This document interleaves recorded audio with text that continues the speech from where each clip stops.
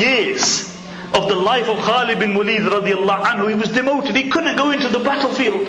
This was the biggest test for Khalid bin Waleed. After Hira, for 6 months, he was stopped for going into the battlefield. And Khalid dubbed that year the year of the women. The year of the women, because he couldn't go and fight. And for the last 4 years of his life, he couldn't go and fight. And the narration mentioned that Khalid didn't waste his time. He would recite the Quran. Man like Khalid bin Waleed, after Fajr he would recite the Quran until Dhuhr. He would say that jihad has stopped me from learning the Quran. Now he made up for it. From Fajr until Dhuhr he would recite the Quran, and he would cry out to the fear of Allah. Continuously cry out to the fear of Allah. And after 4 years, when Khalid radiallahu anhu was close to his death, subhanallah, can you imagine a man who fought numerous battles, brought down the superpowers, is dying upon his bed? And the Sahabi came to him and he said, "Oh Khalid," and he said, "You know, when Umar demoted me, I felt bad in my heart. But now I realized that what Umar done was right. Because Umar only wanted the khair for the believers. And I have nothing in my heart for Umar ibn Khattab radiallahu anhu."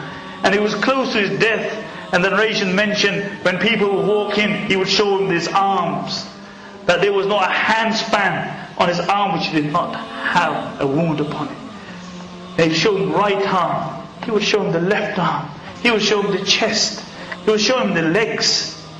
And he said, "Look at me, I fought over 100 duels, numerous battles, and I'm dying on my bed." Khalid is dying on his bed. Somebody said to Khalid, they said, "Oh Khalid, don't you understand? The day the Prophet ﷺ dubbed you the sword of Allah, it was impossible for you to die on the battlefield. For if you died on the battlefield, that would have meant that the sword of Allah was broken by an infidel. And the sword of Allah could never be broken." And Khalid radiallahu anhu, contrary to his desires, died upon his bed. But see, on the battle of Mawta, Khalid radiallahu anhu broke 9 swords. Why? Because they were the swords of Khalid. As for Khalid himself, he was Allah's sword, so he could never be broken. And the man who brought the 2 superpowers of the day to their knees passed away upon his bed. But the truth is that why shouldn't he desire martyrdom? For didn't the Prophet ﷺ say about a martyr that he is not given ghusl, because his blood will bear witness for his shahada on the day of judgment? His clothes are not changed, because his clothes will bear witness for him on the day of judgment. A janazah, according to many fuqaha, is not prayed upon the shaheed. Why? Because Allah says in the Quran, "La tahsabanna alladhina qutilu fi sabilillahi amwat." Those who have passed away in the path of Allah, don't say they are dead, bal ahya, they are alive by Allah subhanahu wa ta'ala. The truth is that Khalid's clothes may not bear testimony to his shahada. His blood may not bear testimony to his shahada. But I swear by Allah, every single shaheed of this ummah will bear testimony for Khalid bin Waleed. Because there has never been a shaheed in this ummah who has not been inspired by Khalid bin Waleed radiallahu anhu. Never been a shaheed in this ummah who has not been inspired by Khalid bin Waleed radiallahu anhu. And the narration mentioned that he left behind a horse, and he left behind a sword, and he sent it to Umar ibn Khattab. And when Umar saw it, he began to cry. And he said, "Abu Bakr judged men. Abu Bakr knew men far better than I did. He realized the virtue of Khalid bin Waleed radiallahu anhu." But can you imagine that horse that Khalid left behind? Could any other man ride the horse that Khalid rode? No, because he would never be able to fulfill its right. Can any other man hold the sword that Khalid held? No, because no other man would be able to fulfill its right. Because Khalid was on a different level. And the narration mentioned that when Khalid radiallahu anhu passed away, the women of Bani Makhzum came out and cried. And Umar had a strict rule that women could not come out and cry. Even when Abu Bakr radiallahu anhu passed away, and the women gathered in the house of Aisha radiallahu anhu, and they were crying, and Umar dispersed them.